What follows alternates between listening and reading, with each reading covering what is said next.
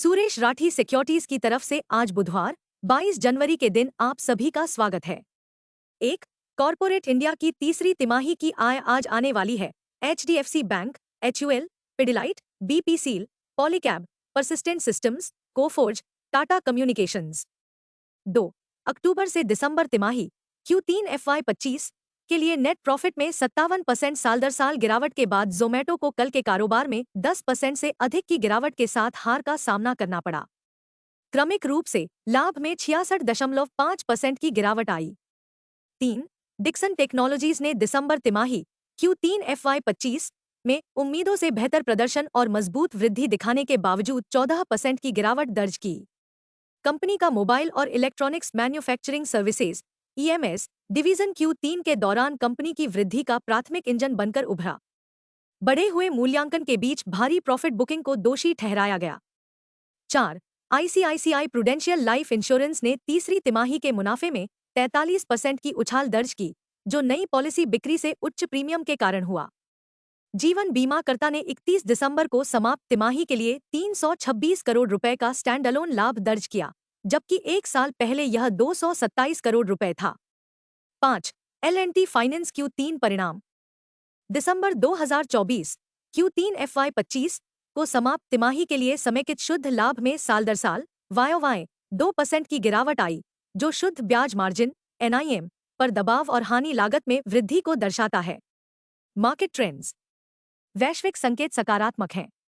कल के सत्र में FII 5,920 करोड़ रुपए के शुद्ध विक्रेता रहे, जबकि DII ने 3,500 करोड़ रुपए के शेयर खरीदे। भावनाएं जोखिमपूर्ण होने की संभावना है। दिन के लिए मार्केट ब्रेथ न्यूट्रल रहने की संभावना है। निफ्टी के टेक्निकल आंकड़े निचले उच्च निम्न पैटर्न का सुझाव दे रहे हैं और दैनिक चार्ट पर भी नीचे की ओर टूट रहे हैं। F&O जनवरी महीने के आंकड़ों से पता चलता है कि निफ्टी के लिए ट्रेडिंग रेंज 22,000 से 25,000 जोन के बीच रहने की संभावना है। इंडिया VIX दर सूचकांक 17.05 के स्तर की ओर बढ़ गया है। निफ्टी PCR 30 जनवरी 0.88 के स्तर पर है। बैंक निफ्टी PCR 30 जनवरी 0.53 पर है। Nifty outlook.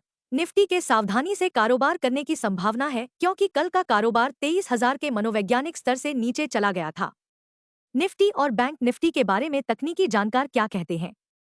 Nifty CMP 23,025।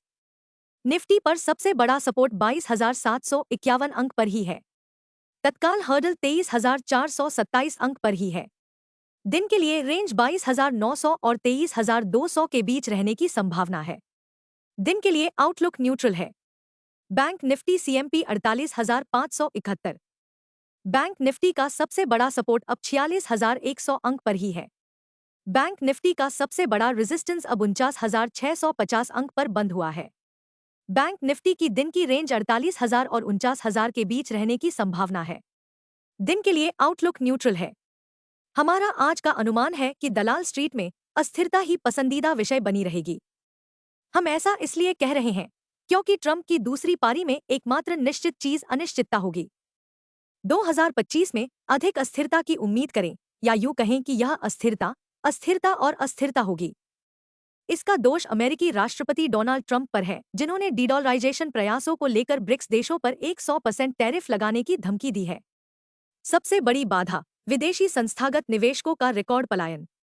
इस जनवरी में अब तक उन्होंने 56,832.90 करोड़ रुपए की बिक्री की है। संक्षेप में, निराशावाद अभी भी दिन का क्रम है, क्योंकि निफ्टी गिर गया है और पिछले सप्ताह के निचले स्तर से नीचे चला गया है, और सबसे महत्वपूर्ण बात यह है कि कल के कारोबार में साइकोलॉजिकल 23,000 अंक से नीचे फिसल गया।